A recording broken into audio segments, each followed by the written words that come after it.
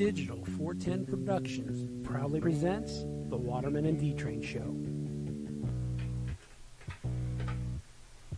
Snack, crackle, and pop. Live from the ACT Computer Studios in Cape Coral, Florida, it's the Waterman and D-Train Show. What's up, what's up, what's up?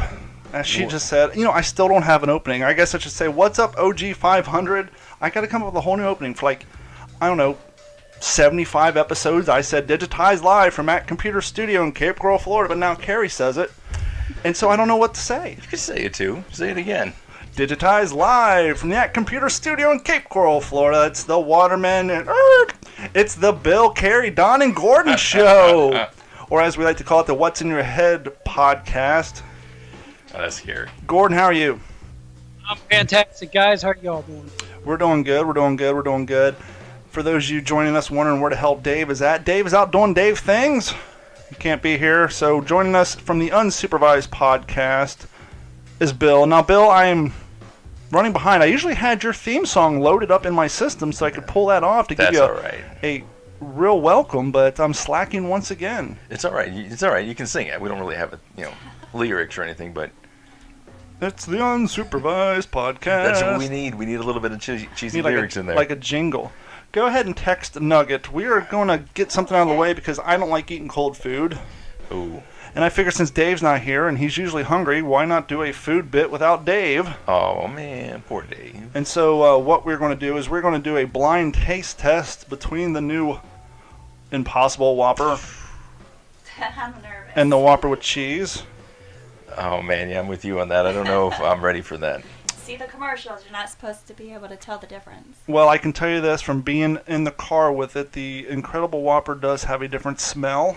So I'll give you a little cheat if you want to lean in and smell it. By all means, do it. And Lean I'm in gonna on that say, mic. I just quartered them up for us, and as I was slicing into it, You could smell it. no, I felt a difference in the texture. Oh, really? So I'm a little nervous because I'm a big-time texture person. Oh, yeah, I'm with you. I'm with you. I want to bite into like a I hockey might be able to puck. tell right away. While we're waiting for the Impossible Burgers to come in by the new Digital 410 underage intern, Nugget, let's give your show a little plug. It's the Unsupervised Yes, podcast. it is. Yes. Much like the Waterman and D-Train show and all of our shows, it can be found where all fine podcasts are available. But give us a little what have you on what you guys do. Oh, man. It's a show. I don't know. Someone said it was like the Seinfeld of podcast, not about anything, but we're going to make you laugh. That's the goal each week anyway. Well, that's all of our goals each Yeah. week. Now, I think more often than not, we fail miserably. We do a bunch of random stuff. We check the news. We do stupid bits and songs, and then try to keep up on current events and do games and trivia and things like that. One of the crazy things you guys do is you come out the gate with the news. You get started We right jump away. right into it, yeah. Oh gosh, here we are. Here she is, Oh, the here new we go. Digital Be careful. 410 You're gonna drop unpaid it. intern. She doesn't watch where she walks. She's bringing in the food now. Go ahead and sit them down right here in front of Bill. I'm a little nervous about this. I got to be honest with you. Okay. So which one's which? Oh, you're not going We to tell don't know. me. She's the only one who knows. Now, she didn't bring any plates in, so If I give you $1, will you tell me Oh which yeah, one's where's which? the other? I brought all those other plates. don't worry about it. Here's some white trash plates. Nice. Where's the whole stuff? All right. Give Bill Oh, a white man. trash I'll plate. take Wait. away. Okay. I'll give you the other. Yeah, thank Well, you. quickly, go get the plates. We're live. Here's my boring ass. All right. I don't eat onions, so I'm going to pick some stuff off. I went ahead and went no tomato. I asked for that. I'm with you on that. See? No I'm tomato, the no only onion. one. I'm boring, D-Train. We went through this. He calls me boring all Yeah. the time. Yeah, she gets boring tacos, boring burritos. Tacos. I still haven't eaten a crunchy taco. When And I she gets haven't had Taco When she gets a Bell. taco, she gets hamburger, lettuce, and cheese. No, she only like hot lettuce because it gets wilted, so she gets hamburger and cheese. I'm kind of with you on that. I have onion though. I do put onion. Oh, yeah. Sour Gordon, what do you cream. like on your tacos? Salsa? Load that son of a up. Absolutely. And tomatoes, you might as well have a bologna sandwich. ignore the number. There's the official Digital Okay, so we're just 410 gonna take- mascot Okay, barking hold in the back. Does this have a writing on it? Yeah, bring in the piece of paper that has the answer on it. Okay, so take What one plate pen. number is this? Thank you. Oh. Sariana. One of these. Which one's A, which one's B? Which one's B? Here, just give me. That's B. Give me a B. Good. Give me Okay. a B. I'll start with a B. Now here, just put the B on here. I'm gonna start with a B. All right. This is interesting because I'm picky. I'm gonna. Gordon, have you had the Impossible Burger yet? I'm not going to stoop to that level. Yeah, I'm dreading this already. This isn't the wrong plate. Yeah, I don't know. We're already messed up. Okay, so we're all gonna Head try on to out and shut that dog Can up. I have your She gave it to me. Okay. I got the answer cheat See sheet. ya. I'll Bye. tell you who Thank you. wins. All right, so I'm just gonna try it. We're just gonna dive into B. Is that what we're doing? Sure, let's dive Yeah. into B. Oh Jesus. I got Now, some for those onion. of you at home, I know that eating on mic isn't the best thing in the world to do. Mute us. And so I'll just put a little background music in here, and we'll turn that down a little bit.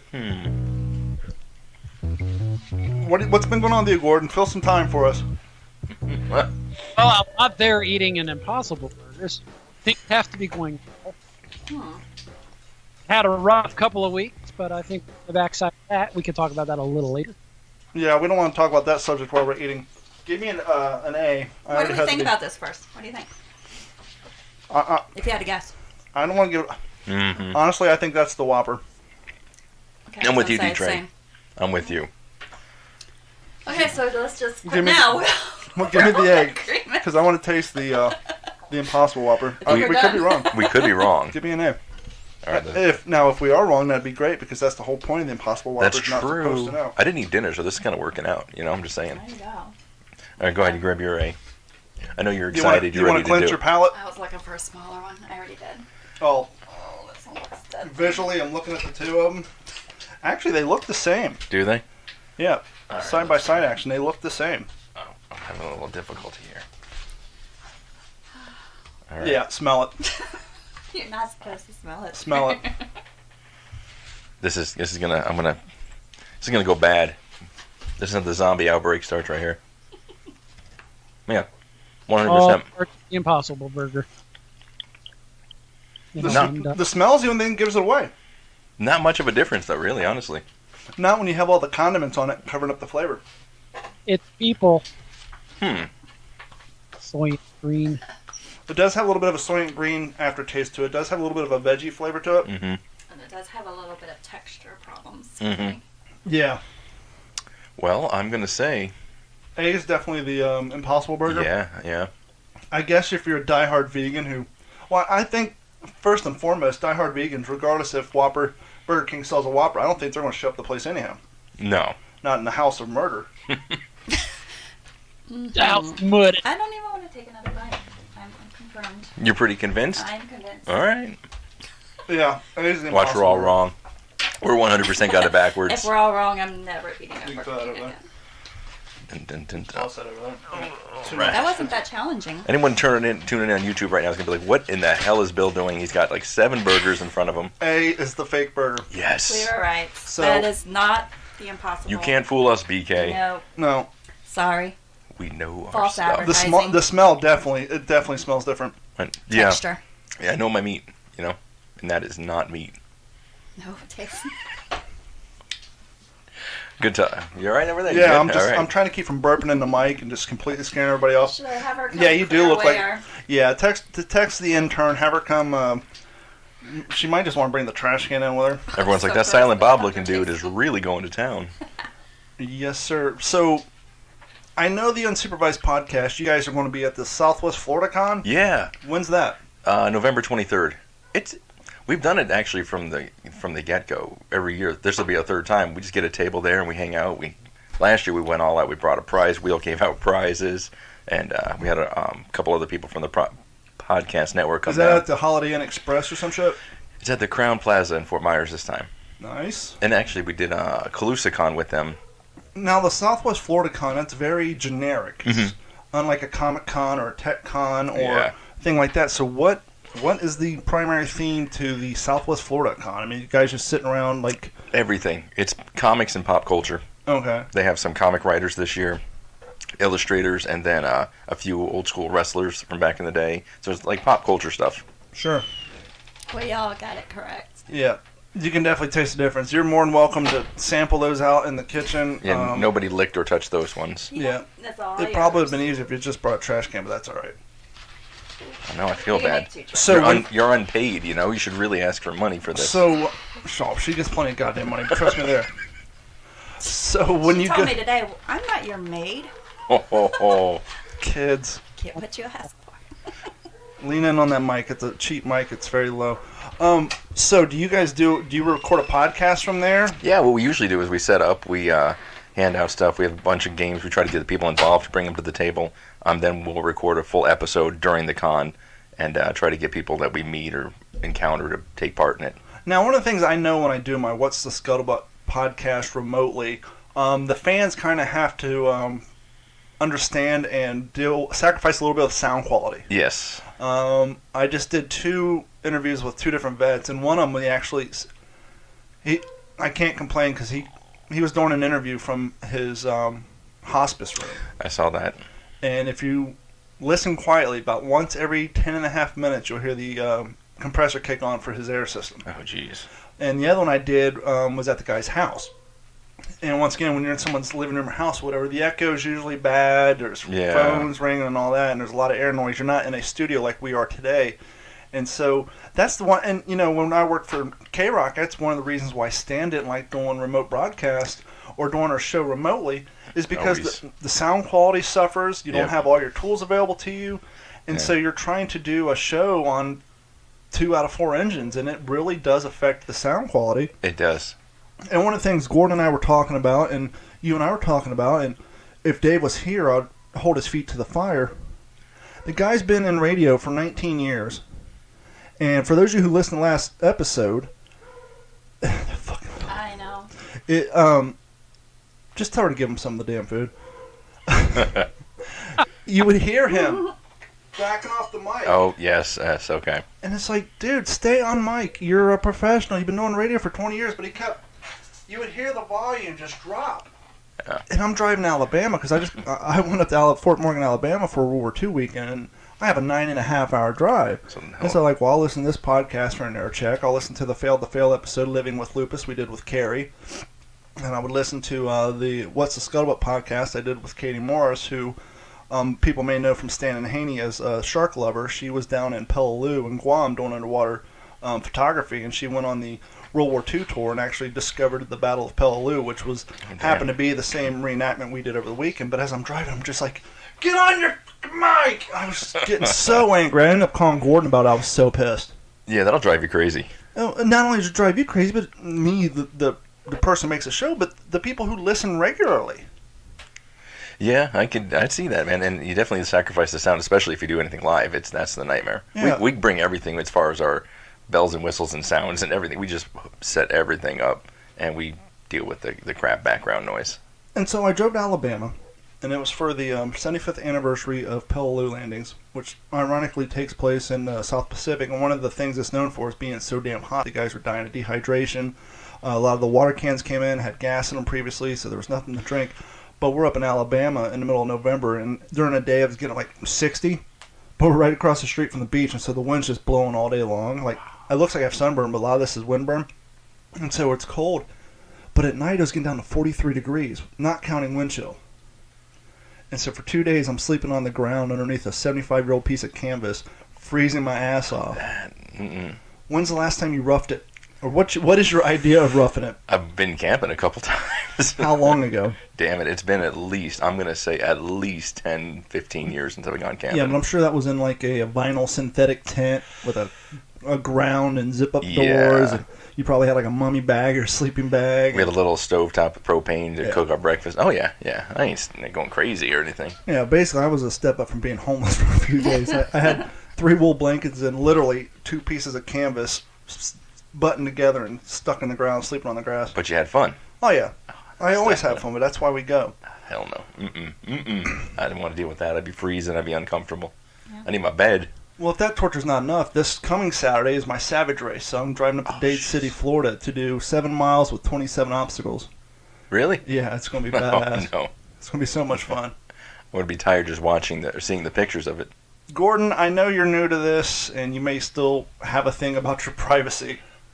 Do you want to talk about what happened to you? Well, I could tell you I was, since the 21st, I have now had 4 urgent care visits, 1 emergency room visit, and 1 small operation in the last 2 weeks. Jeez. See, Dave's not here because Dave's daving around. The last episode, Gordon wasn't here because he's in the goddamn hospital doing an overnight stay. I mean, you could have Skyped in still. I don't. He tried. He couldn't get internet in there very well. The microphone on his phone sucks. I gotcha. All right. But yeah, he was laid up in the hospital with an ailment, let's just say. Jeez.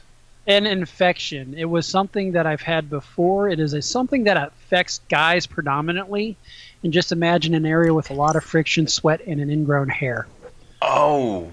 Your perineum? Huh? Your perineum? Close. It's called an abscess, and it was misdiagnosed as one thing. And I said, "Hey, I've had this before. This is feeling awful similar." No, you're fine. This is it. And after they've had their way with me, and I had to take a Silkwood shower, I came back the next day. He said, "Look, now I've got a fever. I still think I've got an infection." Okay, here you go. We'll hook you up to 150 cc's of antibiotics. We'll give you a strong dose to go home. I went home. Wasn't getting any better. And then that Saturday, I went again. No, Sunday I went again. And they said, yeah, we're going to give you a CT scan. I was like, well, you're supposed to give me one last time. But okay, whatever. Yep, it's exactly what you thought it was. I'm like, fantastic. Could you imagine going to a hospital with an issue, telling them that it's very reminiscent of a problem you had 8 years prior? They give you a run of fucking antibiotics and send you home, and you come back 5 days later so bad that you have to have a minor operation? Oh, they don't care. They just give you the drugs. They go home. Yeah. Yeah. Well, I'll tell you what, I got lucky. So I went straight to the ER, got checked in. So after that Sunday, I spent 4 hours in urgent care, 4 hours in the emergency room.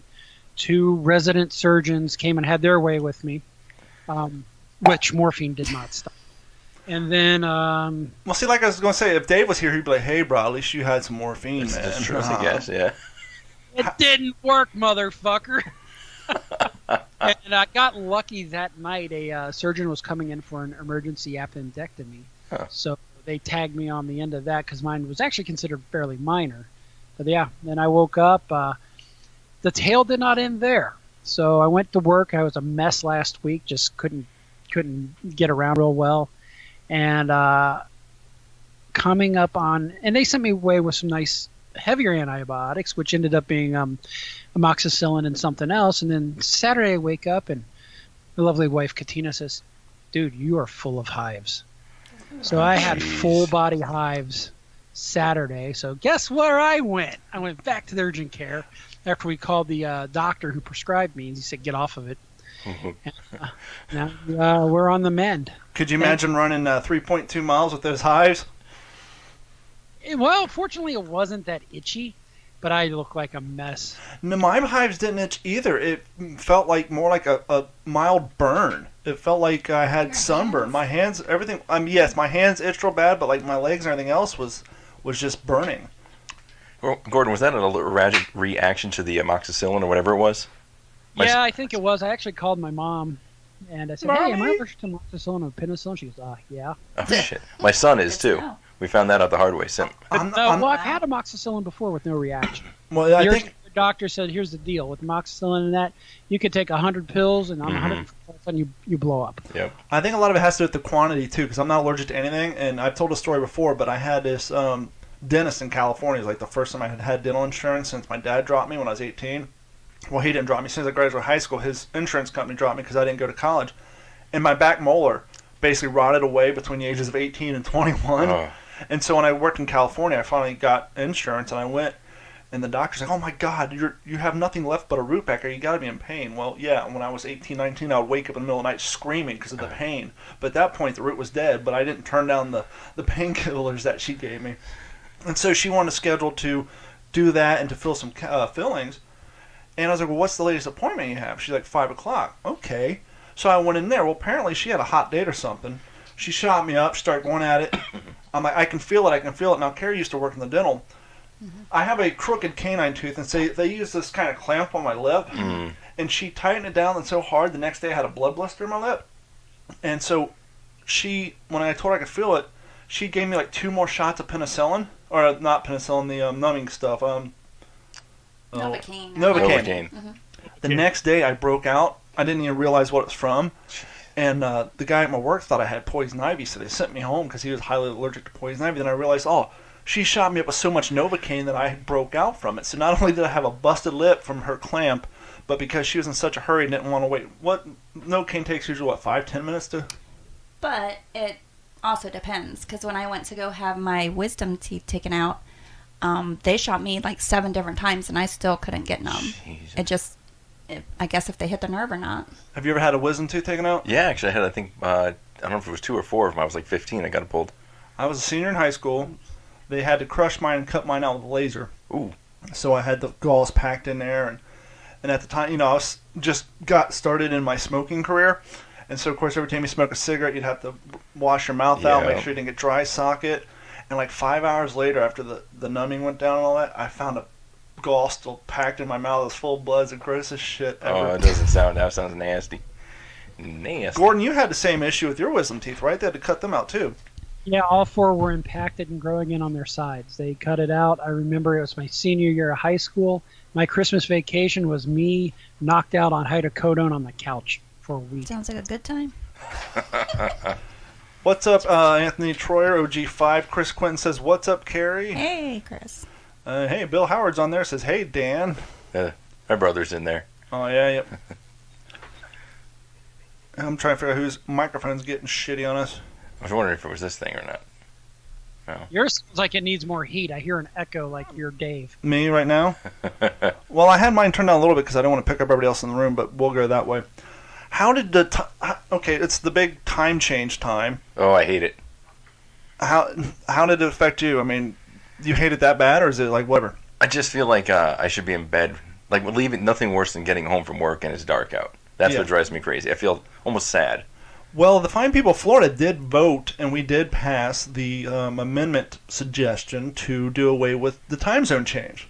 No one cares, though. Well, that has to go. It has to go to Washington, and Congress actually has to vote it in because it affects more than just everybody here. Yeah. But I think they shot it down, which I don't know why they would. Either that, or, I don't know if they shot it down. They're just too busy trying to impeach people that they don't have time to put it on their ballot. I think this is a little more important. Let's get this time shit under control. Well, you know what the funny thing is, and I always thought about it too, is everybody thinks it's a farming thing. I thought that's what it started with too. Yeah. I always thought the same thing. Oh, they do it so they can start farming earlier. The first time change was during World War I. And it was so that they could, because we have blackouts, and they redid it during World War II. There was a stop from the time zone from World War I to World War II. We didn't actually do it in between. And especially during World War II, when we had our blackouts on the east and west coast from the submarines, they moved the time back so that the workday could start earlier so we can do production more for war effort, make planes, uniforms, and everything for the war effort. And I remember I did a story in What's the Scuttlebutt about it, and I actually named the guy who came up with the idea and for both of them, and he ended up meeting the president on both of them and all that. But yeah, it was actually started for war production. I guess that makes sense. Yeah, because once again, on the east coast and west coast, where you have submarine attacks, potential attacks, we had the blackout stuff, and so at night you would either have to close the curtains down and all that, and so they actually did it for war production, and they just never stopped. I think they could stop now. It'd be nice. Well, it didn't. I'm against it. It drives me crazy for some reason. It's just that early, like, Well, the crazy thing is the last 2 years I've been in Alabama for both times because we had the 75th anniversary of Terror One this year, Peleliu. And once you cross halfway through the Panhandle, it goes to Central Time. Yeah. And they're already an hour behind. So for me, my daylight savings time started on Friday. So I was already an hour behind, and so then when you guys changed and I drove home, it's basically the same time I had already been on for 2 days prior, and so I'm already used to the time change. Yeah. Gordon, you're what, 3 hours behind us where you're at? He's in Vegas. 3 hours behind us, and our sun officially went down at 4:44 this afternoon. Oh, wow. We were like 5:40, and I was sad. I could only imagine living where Gordon lives, and I'd be hibernating. Did you ever watch the show Justified? No, I haven't seen that. It takes place in Harlan, Kentucky, and it's a coal mining town. But clearly filmed in Southern California. Yeah, because there's palm trees.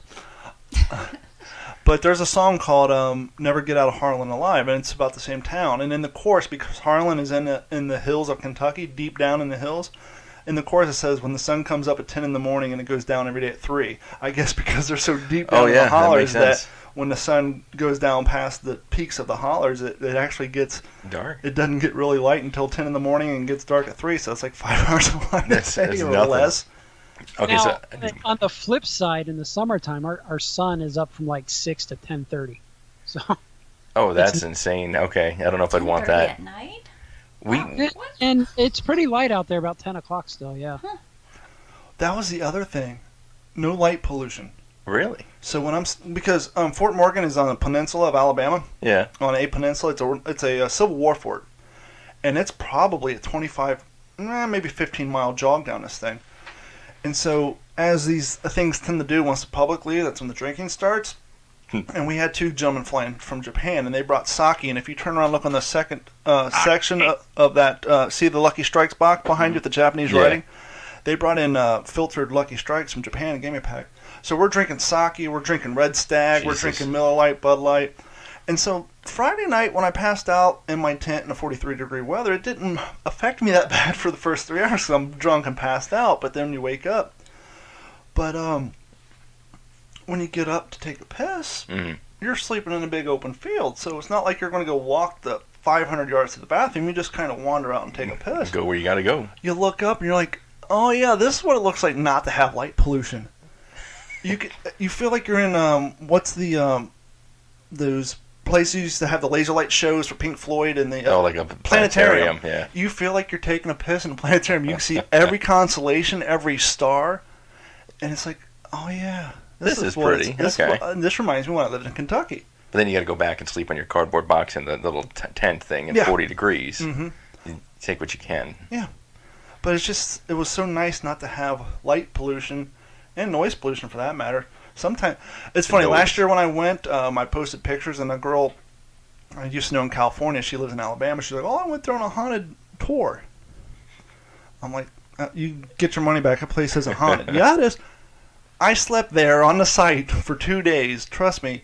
I'm sure if anybody's going to see ghosts, it's going to be the person sleeping there for 48 hours and not the person on a 2-hour haunted tour. You didn't pay for the tour, though. Yeah, so they weren't, didn't. Yeah. They don't come out. Yeah, I didn't go there predisposed to the fact that the place is haunted. But Even this the ghosts year, want money. This year was in the back of my mind, and the Japanese, they were actually sleeping in the fort, in the bunk room, and that's where we were getting drunk, and I still didn't see any ghosts, so it is what it is. It's a sentence I never thought I'd hear somebody say. The Japanese were sleeping in the bunker. I don't know. It's something I never heard anyone actually say. You caught me off guard with that one. You guys want to do a movie quiz? Sure. Oh, boy. Okay. Now, originally when I came up with this idea, Bill's idea, he was going to have Chrissy from the Unsupervised Podcast come in. Yeah, but she's a slacker. Yeah, she's like a female Dave, but actually provides content. But and so I was going to have a men versus women on this. But I'm like one of the ladies. I'll play on the girls' team. Okay, you and Carrie can team up. Well, you know the answer. I know the answer, so it ain't gonna work. All right. So okay, you two can team up and go against Gordon. So here's what we did. I came up with the top. Saying I need a handicap. Well, no, it's just I want all 3 people to participate in this game. Oh, okay. Okay, so what we have here is I actually have 21 of them, but we're going to do 10 because I figured out that it would be impossible for you guys to just guess random movies. So what I'm going to do is I'm going to take number 1 and actually number 10 and number 20 of the top favorite movies by women according to IMDb, and then the top rated movies by men. Okay. And so what I'm going to say is, okay, this movie and this movie, one of them's number 10, one of them's number 20, and then on the men's, this movie and this movie, one's number 10, one's number 20 on the women's. One, you got to guess to figure out which one's number 10. And then it'd be interesting to see what the score is between the two to see what, for example, if the women's favorite movie has a higher or lower rating than the men's favorite movie. Okay. Make sense? Kinda. We're just gonna figure it out as we go. We'll figure it out as we go. It's a train wreck coming. What do you mean? Only train wreck so far is I stapled all this shit together, so now I got to destaple it. I go through train wrecks every week on the show, on my show. So listen, I understand. That's nice and loud. Hold on a second. Go ahead, talk.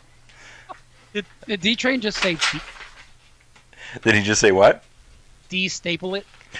Oh, I think he did. I think that's an official term. It is now. We'll put that in.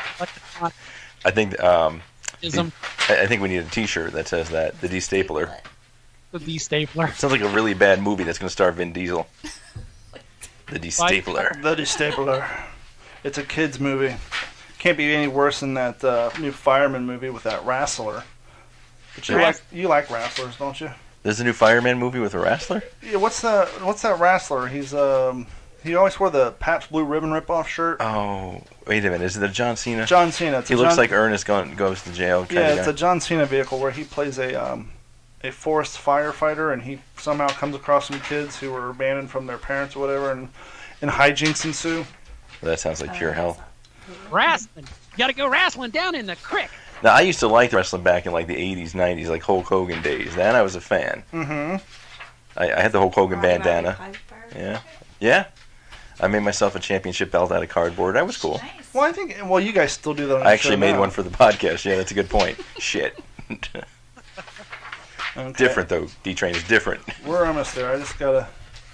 I don't want to start off doing number 1 and number 20, so we got to build up to that. Give it a dash. Just figure I would have gotten all this shit sorted out beforehand, but why bother? Okay, yeah. That's right. You can cut all this out. Yeah. It's not like it's live. Not for the live people. Okay. For the men's top 20, one of these movies is number 20, and one of these movies is number 10, which don't matter because Carrie can see. I can't see. Remember, I'm blind. Okay. Which movie is number 20? Which movie is number 10? One of them is from 2010, which is Inception. And one of them is from 1962, which is Harakiri. Harakiri. This is the men's top 20 movies of all time. And what were the numbers, 20 and what? One of these is number 20. One of these is number 10 on the list. I'm going to put in... Oh, should I go, or do we like... Actually, we'll give Gordon the go-ahead. Gordon, which one do you think's number 20 and which one's number 10? I've never heard of Harakiri. So I'm neither. gonna say that's 20, and Inception's 10. Okay. I'm going to agree with Gordon on that one. Okay. I'm gonna flip-flop. Sometimes oldie but goodie. Really? You're going to go that route? Harakiri. I can't even pronounce that. Harakiri is, in fact, number 20. Yes. Oh, Inception is number 10. Ding, ding, ding, ding. Now, Dave with the show. now the thing you got to realize with the IMDb is their ratings is very fair. They're not as rough as the Rotten Tomatoes. Inception has an 8.8, and Harakiri has an 8.7. So now what will be interesting is on the ladies' side. I might know chick flicks, but like if it's like a ladies geared towards, I might know it.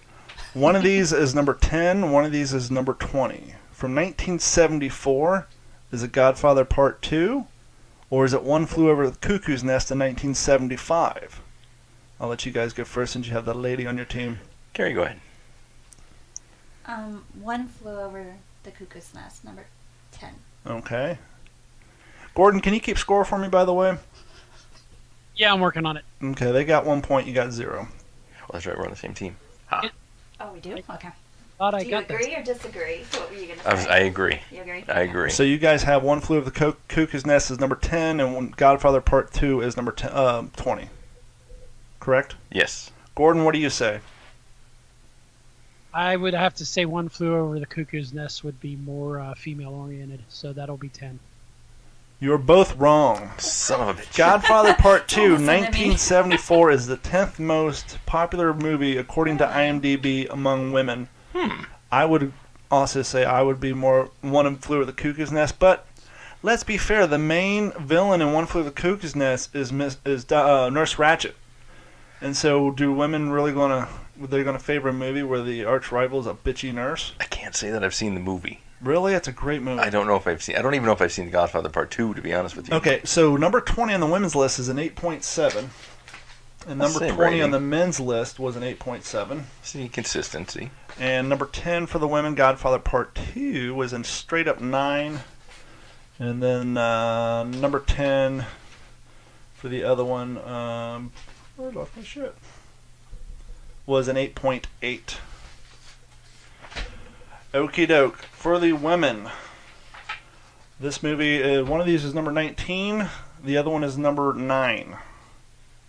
Is it 2019's The Joker, that just came out?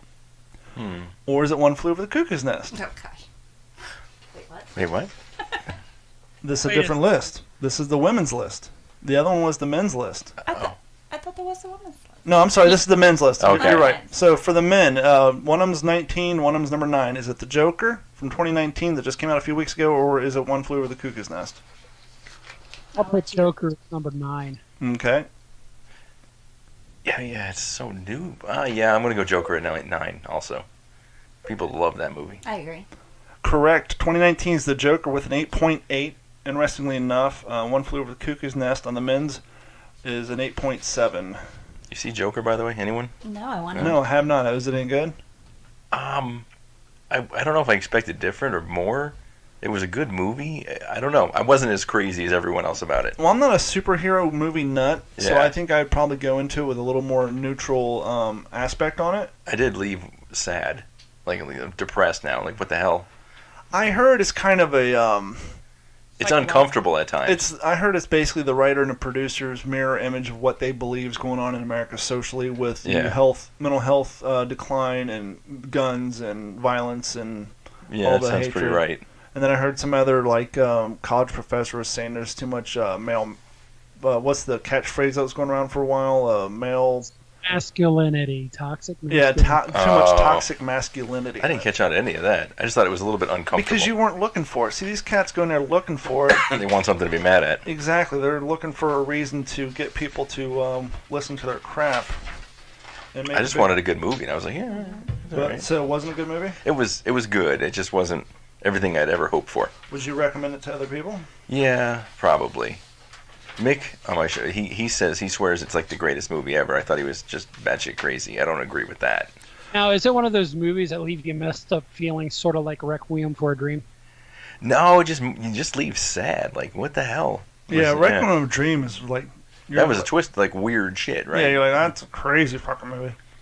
Okay, on the top-rated movies for women on IMDb, one of these is number 19, and one of these is number 9.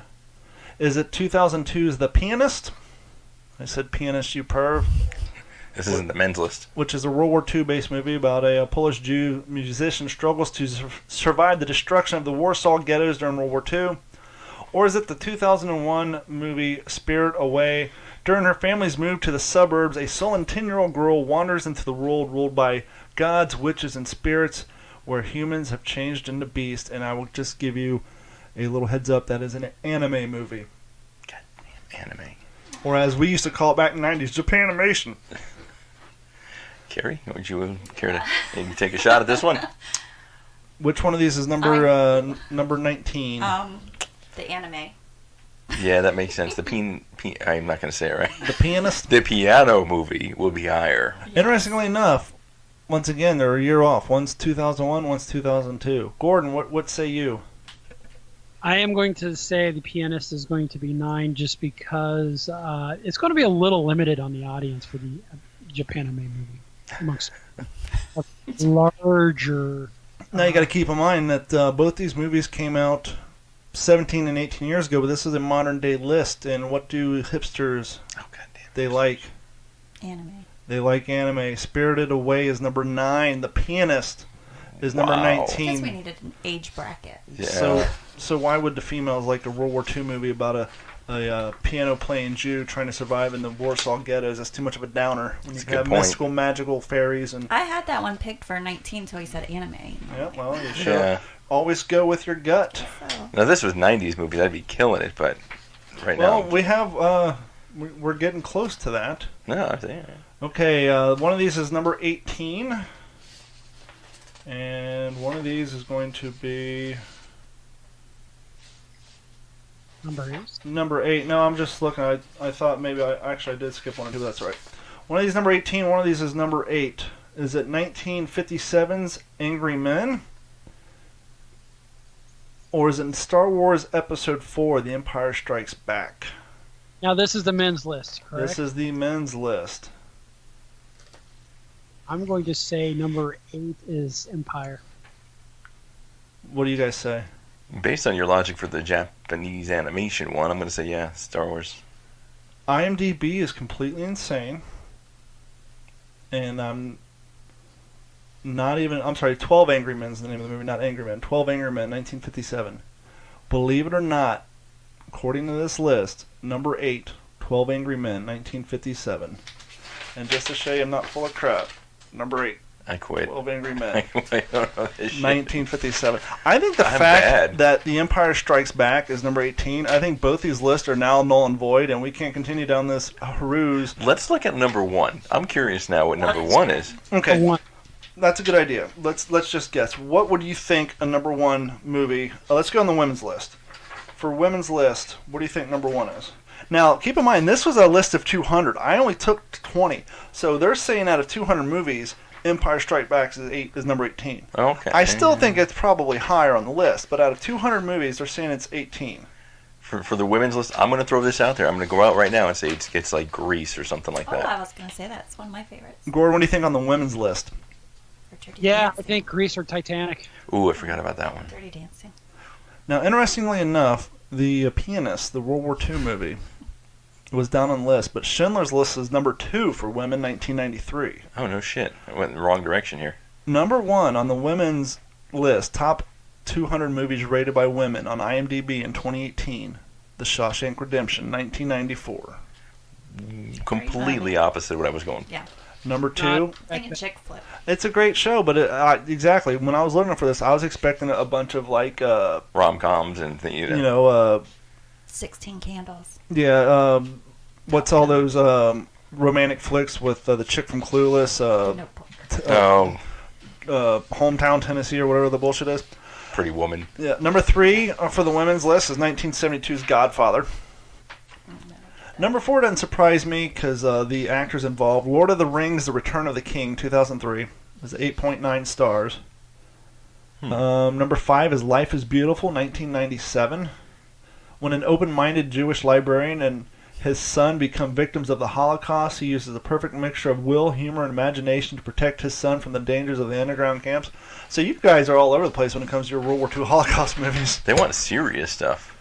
I wonder what demographic they sampled this from. I don't know. Number 17. Well, actually, number 17 is 2010's Inception, which was a good movie, groundbreaking. Here's another anime movie. Number 18 is Howl's Moving Castle, 2004. As we said before, The Pianist, 2019, is number 19. I think they got this from Comic-Con. I never knew that there was another movie called The Untouchables. It's not the one you're thinking of, the monster movies. No. 2011's The Untouchables. After becoming a quadriplegic from a paragliding accident, an aristocrat hires a young man from the projects to be his caregiver. Oh, that's with Breaking Bad guy and Kevin Hart. Kevin Hart. Yep. People were upset because they cast the Breaking Bad guy and he wasn't a real crippled person, and people got upset because they didn't give a real crippled person the part. I thought this Swear was to God. acting. Wow. That's what I agree. It's called acting. You can't cast unless it's. Oh, the hypocrisy of everything. I don't want to make anybody mad, but I'm going to let you guys know Hugh Jackman is not a mutant. Son of a bitch. He doesn't have unbreakable bones, nor does he have claws that come out of his knuckles, because he's an actor. You're going to tell me that Gary Sinise has legs next, aren't you? Yep. Number 12, Dark Knight, 2008. This is weird. Fight Club is number 13. I can kind of see that. Yeah, That but women- amongst the ladies, you got a six-pack ridden Brad Pitt. I mean, that's why it ranks Topless. so high. Yeah, it is out He's of a sexy 200. bitch. Yeah. He's not Brad Pitt Interview with a Vampire kind of thing, but he's still. Brad Pitt and Ed Norton edged out Tom Hanks and Forrest Gump, coming in at number 14. And then number 15, The Lord of the Rings, The Two Towers. And Tom Hanks returns for The Green Mile in 1997. I don't think I've seen that one And either. then, I knew the list got a little squirrely. Great movie. I missed a page. Lion King's number 8. Mm. As we said, Spirited Away is number 9. Godfather Part 3. Blah, blah, blah, blah, blah. Now, you still have the men's list there? Yep. What do you think's number 1? What do you think's number 1 on the men's list? Or worse. What's that? With the sampling size it seems to come from, I'm going to say it's Star Wars related. Yeah, I was thinking that, or the big Avengers. Everyone loves the damn Avengers. I just can't get into those movies. Sorry, my papers got shuffled up here. Turns out they didn't really cast Thor's not really the guy that plays Thor. He's not really a god. I don't know. Really? Yeah. Oh, I can't watch that. He's not a god? God-like, but not a god. Number 1 on the all-time men's list, Shawshank Redemption. Damn it. Number 2 is 1972's The Godfather. Okay. Number 3, The Dark Knight. Now, that's a good movie, but is it like the best movie out of the top 200 movies? I don't think so. I mean, I can see Shawshank Redemption. Godfather Part 2 is number 4. Notice no one's going for Godfather Part 3. As we said, number 9 is The Joker. Number 10 is The Inception. Number 11, ranking higher on the men's list, is Fight Club. Number 12, Lord of the Rings, Fellowship of the Rings. Number 13 is Forrest Gump. Number 5, Lord of the Rings, Return of the Kings. Number 6, Pulp Fiction, which did not come up on the women's list. Oh, I forgot about that movie completely. When's the last time you seen it? You know what? I'm going to say 15, 20 years ago, yeah. It still holds up. You should check it out. Number 7, Schindler's List. Number 8, 12 Angry Men. Number 14, the original 1966, The Good, the Bad, and the Ugly. Number 15, guys apparently loved Lord of the Rings. Lord of the Rings, The Two Towers. Never seen it. Number On this. Number 16, I don't think the CGI holds up. You really got to suspend your disbelief to watch 1999's The Matrix. Groundbreaking for its time, but now it going looks back, like crap. Yeah, they need. Speaking of identifying, both the brothers who made The Matrix have both transitioned now. Really? They're both ladies. Yes. What are the odds? They're both brothers. Yeah, and they actually have them listed as Lana and Lily Wachowski. They actually, so on IMDb, they do have them listed as ladies now instead of the guys they were when they made the movie. Are they ladies or lady boys? I don't know.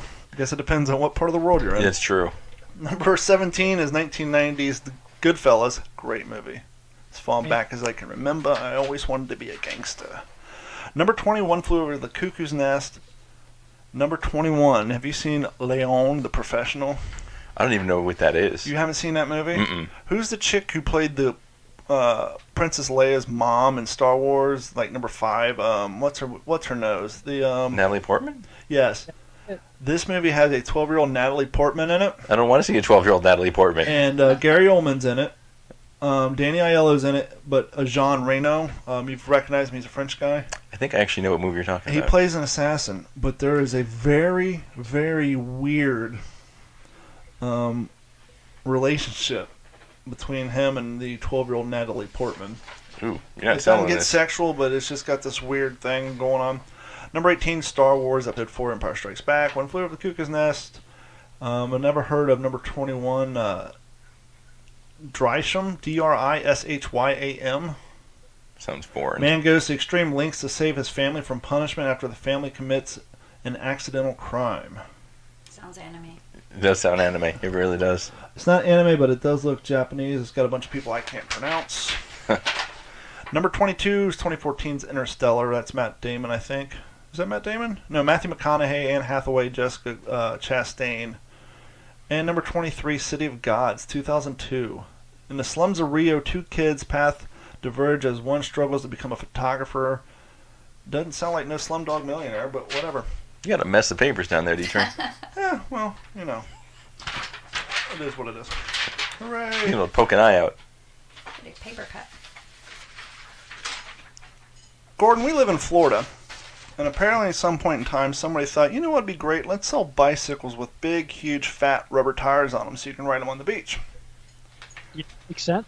Which makes sense, but more often than not, you see some poor son of a bitch who spent all his money on that one bike, and that becomes his key mode of transportation, and so you see him riding it on the street and the sidewalk. And the only thing I can think of is with those big, huge tires. Isn't that hard to pedal? I mean, you're burning a lot of energy. It's got to almost be like riding with flat tires, almost, you would think. You know what? I think the same thing. You see it around here all the time. Evidently, the fat tire thing is a fad. And they don't even look. They almost look like they're all single speed too. Yeah, single speed kind of is a new trend too, which makes no damn sense. Especially when you're doing long distance riding, you're just burning yourself out. But you gotta be careful when looking at them because a lot of them now have an electric motor on them too. So there's some electric motor fat tire bikes out there, and these guys are humming along at 25 miles an hour. Oh, that's a pretty good idea, actually. You ready to start your news, Gordon? Yeah, got a few stories. Superior Galactic Grab, I Wrong have button. eating a block of cheese, smoking 3 packs of cigarettes, and drinking a quart of milk. Disgusting, that's the word. Coming in from the WD410 news desk in Las Vegas, Nevada, here he is, like always, Gordon Abernathy. Gordon, how you doing tonight? Doing, but how are you doing? That's the question. And how are these people doing that are getting surprised? So I shared something on Facebook last week about these chalk outlines that are being thrown down on the streets of Las Vegas. They're little chalk silhouettes of, well, what appears to be a dead person. I'm seeing. And at first it threw some people off, but what it is actually in regards to is we've got a bad problem with pedestrians getting run over out here. I think between January of 2018 and then June of 2019, 91 people were killed by automobiles in the Las Vegas Valley. How many of those happened on the Strip? Pretty much all of them? No, most of them were off strip, believe it or not. And that's where these chalk silhouettes are. And there's actually one just down the street from me where that poor kid got run over last year. So what it is it outlines a part of the Day of Awareness for Pedestrian Safety Dusk to Dawn campaign. Yes, it is a mouthful, but they're just trying to get people aware. Hey, pay attention. Don't run people over. As I've said before in Nevada, if you hit somebody outside of a crosswalk, it's kind of on them. But we all need to pay attention. Pedestrians also need to pay attention and maybe not wear so much black at night. There's an idea. So it definitely threw some people off. Some people think it's a little morbid, but I think it's kind of for a good cause. Something to grab the attention, right? Well, absolutely. I mean, because you need that morbid thing to, especially nowadays, to wake people up and get their heads out of their asses. I think it would be a little more off-putting if they had, like, when there was a child got hit, if you actually had the master version. Right, matching sizes. Yeah, that would be a little more. And if you have the big guy, it's like super huge. It's like Fat Albert got hit. Different sizes, different things. Yeah, different positions. Change it up a little. I think it's been better if it was like the logo. You're breaking up bad. What was that? I thought it would be if it was the DRI logo. Oh yeah, the DRI Thrash Zone logo. So, moving on to the next, and it is bad. Evans, Louisiana. Yes, I did say Louisiana. Authorities in Louisiana says a woman who worked at a medical clinic has been arrested for selling fake doctor's notes to high school students. That's enterprising. She's a genius, sort of. What's the crime other than pretending to be a doctor? Delinquency of a minor? That's a little bit of a crime, though. You can't. No, it's not like she's writing scripts. Forgery, man. What's that? Forgery. Forgery. Once again, she's not writing scripts. She's writing them absentee notices from school. Well, so delinquency to a minor is the best you could probably get for her if you have a good lawyer. Yeah, we're going to see. Let's see how the story progresses. So, news outlets report that 52-year-old Belinda Gale Fondren. She sounds hot. You should see the pictures. I didn't send them to you, though. Was charged with filing and maintaining false public records. So, Parish Sheriff Sam Kraft says that she was selling these medical excuses for, what would they go for? Any guess? That's a good $50 easily, I'd say. I'm going to go the same way. I'm always shocked when I hear how little prostitutes charge for blowjobs. I've never had one. I just assume $50, but when you see them on Cops and all that, and they charge like $5-10, so I'm going to go low. I'm going to say she's selling for $15 a piece. Okay. The train is the closest, $20 each. Carrie didn't get her guess in. She's slacking. Yeah. Throw it out there. Two students at Evans High School in Evans, Louisiana, received excuses on 14 occasions. Holy crap! Talking about gilding the lily. If you're going to do something like that, you don't do it 14 times. You do it once or twice. And not at the same school. I mean, if you're doing it 14 times, what is she saying? You're in there because you got childhood leukemia, but you still have all your hairs. Well, Gordon, was it? About that. It was 14 different kids, right? No, 2 children. Oh, jeez. Two kids, 14 occasions. Oh shit. So 7 apiece? And they just Yeah. happen to be at the doctor on the same day? Yeah. It's amazing, isn't it? She's not the smartest criminal. Not the smartest kids either. And that's a good point. Yeah, that's a Yeah, good so point. what happened was the deputy said the physician received a call from the school board about these absent notes. He told the deputies he didn't treat the students, nor did he authorize the excuses. Well, they called because these kids have now missed 7 days apiece. Clearly, they got something horribly wrong with them, so the school wanted to do a fundraiser and get some more information on what illness they had. There's nothing. I don't know who the hell these kids are. I wonder if she just like picked a random doctor off the internet, or if it's somebody she took her kid to and had a copy of like his signature, or maybe even the letterhead, and she's like ripping them off on photocopy and like copy and pasting like the kid's name in there or something. Actually, I think I heard she used to work for the doctor years before Sticking at some to the point. man. Yeah. Yeah, exactly. Sticking it to the man. Anyway, now we're going to shift over to Florida. This ought to be a good one.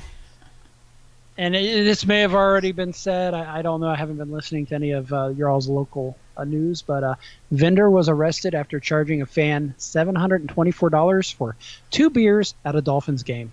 That's insane. Oh my God. I don't drink the guy beer, but pay that it? seems a bit high. Yeah. What kind of Was he drunk? What kind of alcoholic pays that much money for 2? No, I know what it was. He, the guy didn't knowingly pay it. He thought he was basically the guy rung up additional fees on his credit card. He basically stole the. He scanned them on the. He either typed the number in wrong or intentionally, or he went back and like back charged him. Is that what happened?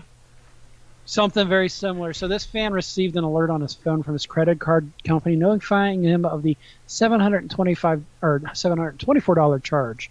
A walking beer vendor was arrested Sunday at the Hard Rock Stadium in Miami for charging a fan $724 for 2 beers, according to the Miami-Dade Police Department. 33-year-old vendor Nathan L. Collier used the Square Reader, separate from the system used by the stadium company Rocket Man, to temporarily get away with the scam. So if we've all seen the Square Reader that people pop on the top of their iPhones or their Androids, a little white box.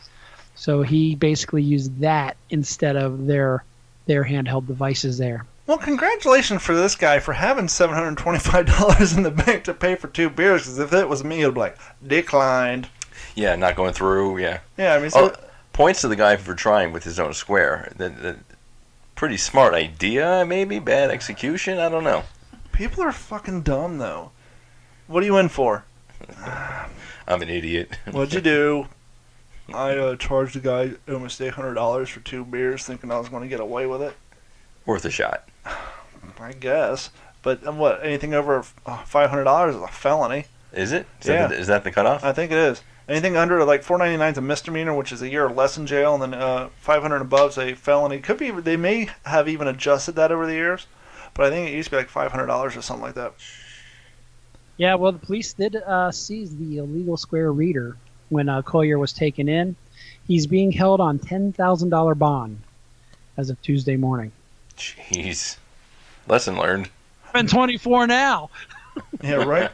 Before we get on to the next news story, and before we do another Florida story, this episode of the Waterman and D Train Show, aka What's in Your Head, aka the Bill, Carrie, Gordon, and Don Show, is brought to you by our friends at Act Computers. Act Computers is providing IT service for all of Southwest Florida since 2004. They specialize in businesses large and small, veterinary clinics, accounting services, German places. They don't care. Anything that needs IT service, they can help you out. They can expand your wireless network footprint. They can help you with 2-form authentication, online backups, antivirus protection, laptop repair, desktop repair, tablet repair. You know your wife has spilt wine on her keyboard. How do I know? Because I have replaced a bunch of them since 2004. They can help you out with that. Give them a call, 239-283-1120, or go to act-capecoral.com. And I know what you're saying, Don. I don't live in Southwest Florida. How can I support your sponsors?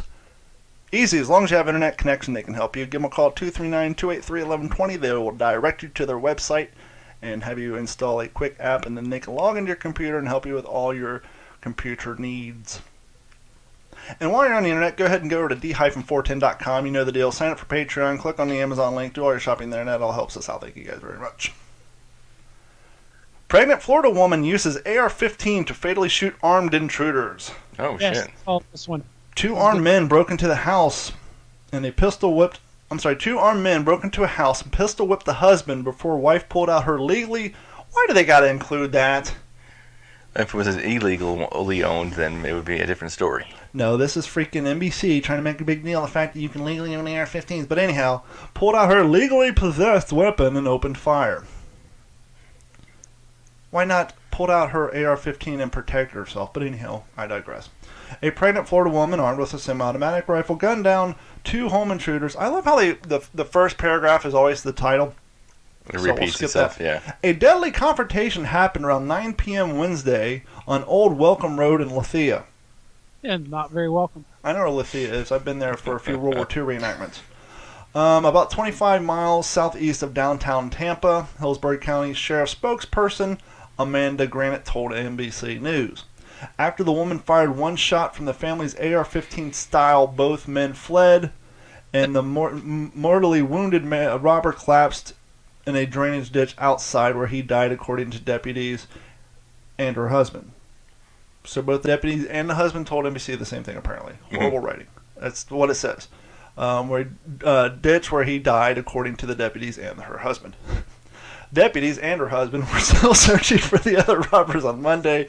The dead robber was described by deputies as a man in his late 20s, but he was not immediately identified. Two unknown males broke in and made demands to them. The male victim, who was the homeowner, began to get pistol whipped and beat up. Hillsborough County Sheriff told the reporters on the scene. During the incident, the female homeowner retrieved a firearm which was in the house legally. Yes, we've established that from the title. And fired one round which struck the male victim and killed him in the ditch. Good on her for knowing how to use the charging handle on that AR-15 and taking out the home intruder after he pistol whipped her husband repeatedly. Homeowner Jeremy King said he'd be dead if not for his fast-thinking 8-month pregnant wife. See, that just goes to show you there's no recoil on that AR-15 when your 8-month-old pregnant wife uses it. He said both home invaders had pistols and they fired one shot. Them guys came in, quote, them guys came in with two normal pistols and my AR-15 stopped them, he told NBC. My wife evened the playing field and kept them from killing me. King suffered a fractured eye socket, a fractured sinus cavity, and a concussion to go along with 20 stitches from the attack. The husband, whose 11-year-old daughter was at home during the home invasion, said he and his wife did not know their attackers. We also know that this was no random act. He said the family was probably targeted in the fine town of Lithia, Florida. Wow. Now, I refer to that as a home defense rifle. Yeah.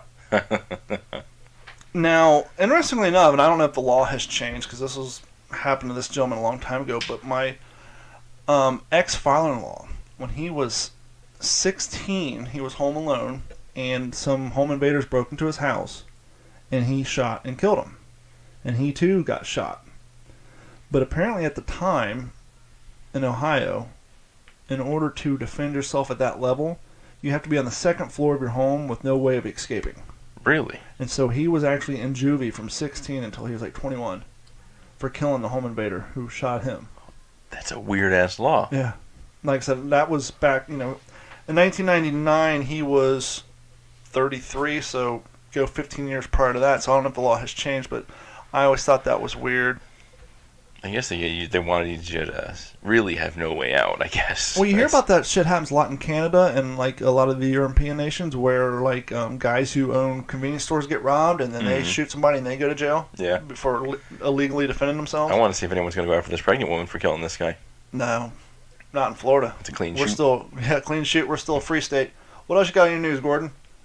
I need you to cue Mr. Tom McDonald for the piece of shit of the week. Okay, I will do Tom McDonald for the piece of shit of the week. Oh, my help! I clicked on my software. Not like a real piece of shit. Like if a piece of shit ate a piece of shit and took a pee and shit, you're that piece of shit. There you go. All right, in Denver, a man repeatedly espoused anti-Semitic views has been arrested. I liked the better when he was exposing himself. It probably was. Has been At the same time, yeah. bomb plot at a historic Colorado synagogue. Again, I can't read today. So Yeah, the It's that co-conspiracy. morphine in your system. The co-conspirators in the bomb plot turned out to be undercover agents who arrested the man. We'll just refer to him as Richard Smoker. Shortly before he planned to bomb the synagogue early Saturday morning. So he was arrested in Pueblo, and the agents brought him in. He believed think he had 2 pipe bombs along with 14 sticks of dynamite to blow up the Temple Emmanuel. In fact, the explosives were incapable of causing damage. So They're like road flares. He's an asshole, sir. I was going to say 14 sticks of dynamite would do some damage. They had to have been like road flares, or they were just duds, right? He's an asshole, sir. Yeah, they give him fake stuff. Richard Asshole, Smoker, Major asshole. whose real last name is very Germanic, Gunners made first class Philip asshole. described what he thought were explosives as absolutely gorgeous. He said that they should go ahead and attack overnight to avoid the police, according to court documents. Richard Smoker, who lives in Pueblo, and I'm sure he will be smoking a lot of Richards here. The guy's name's Dick Smoker. No, that's not his real last name. I'm not going to give him the credit.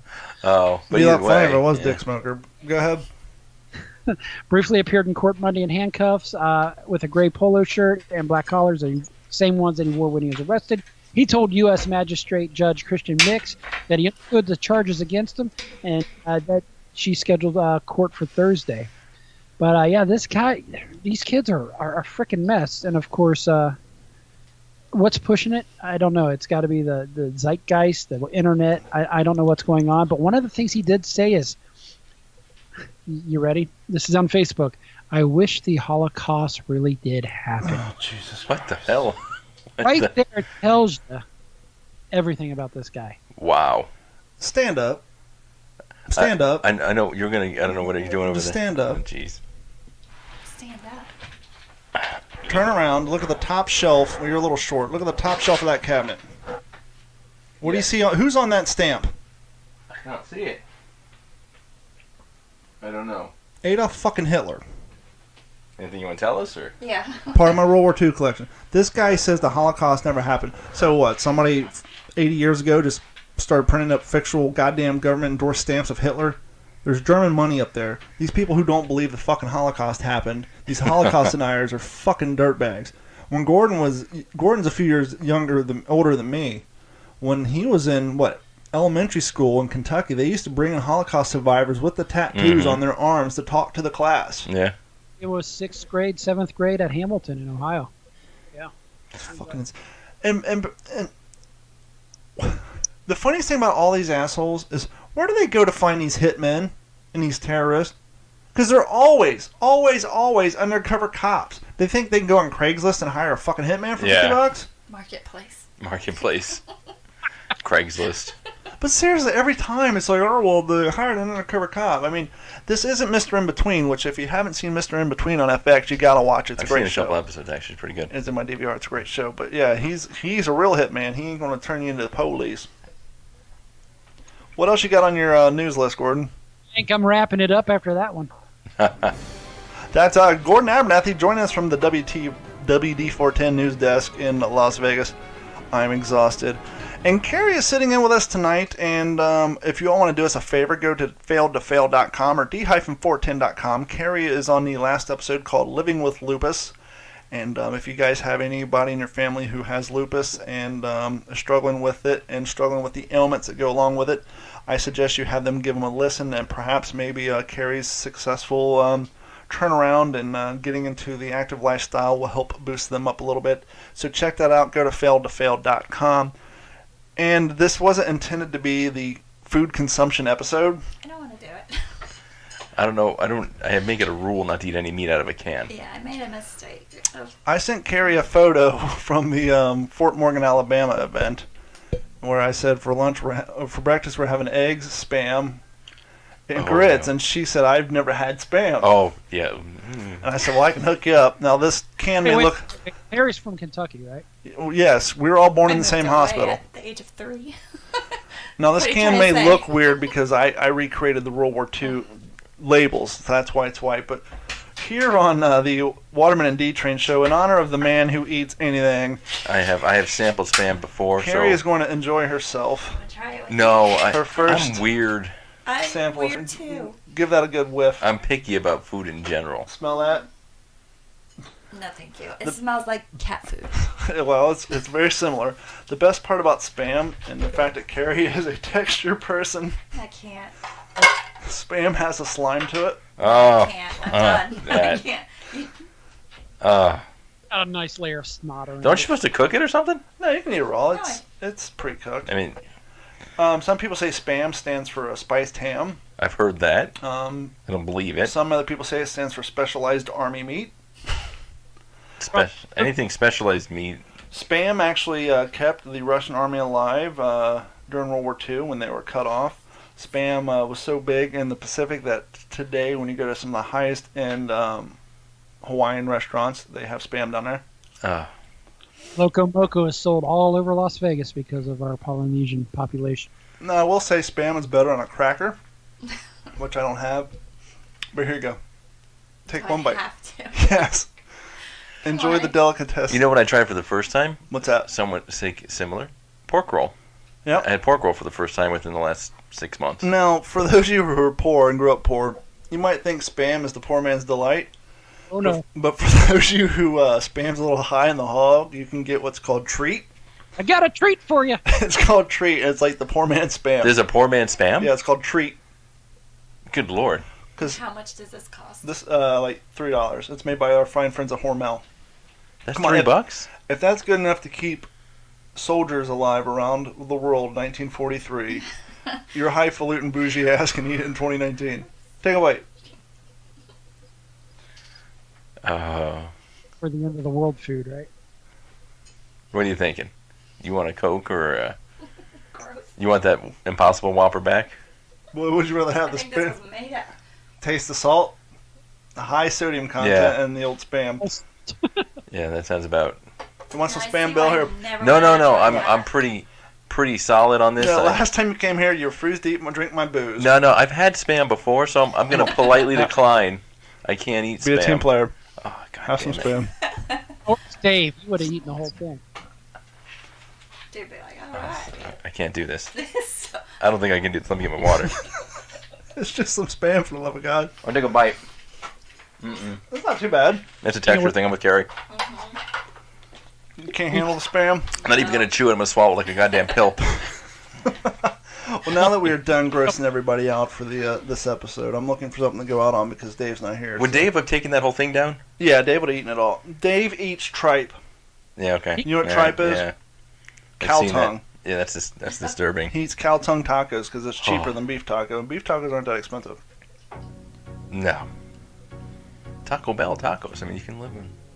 Well, hopefully sometime over the last 113 minutes, we said something positive and a little uplifting to help motivate you in life. Probably not on this episode, but Yeah, eating fake-ass Whoppers, reading about people getting shot with AR-15s, a horribly produced game show, and Spam. And chalk outlines. I think the possibility of anything positive coming out of this show is probably null and void. But anyhow, life is short, life is hard. Please check out fail2fail.com with Carrie on the Living with Lupus episode. Bill, go ahead and give out all the plugs for the Unsupervised podcast. Unsupervised. New episodes come out every Thursday anywhere you can listen to podcasts. Follow us on Twitter, Facebook, and Instagram at unsupervised03. So you guys are smart. All your stuff synchronizes. All our shit has different addresses and all that stuff. Yeah, the program. And Gordon? I can be hit up at Aegis 1974 on Instagram and Gordon at D-410 on Facebook. Thank you so much, fella. And may all of your Spam dreams come true, ladies and gentlemen. This has been another episode of the Waterman and D-Train Show. And for Carrie, Bill, and Gordon, I am Don Abernathy, your host. And while you're out there checking out Fail to Fail podcast, go to WTSPWorldWar2.com and check out the latest episode of the What's the Scuttlebutt podcast, your favorite World War II podcast. You know the deal. Go and support the show through Patreon. Check out our YouTube channel and all that good stuff. And if you want to send us an email, email us at info@d-410.com. And for those of you who don't know, the hyphen is a little dash on your keyboard between the 0 and the plus sign. We'll see you all next week.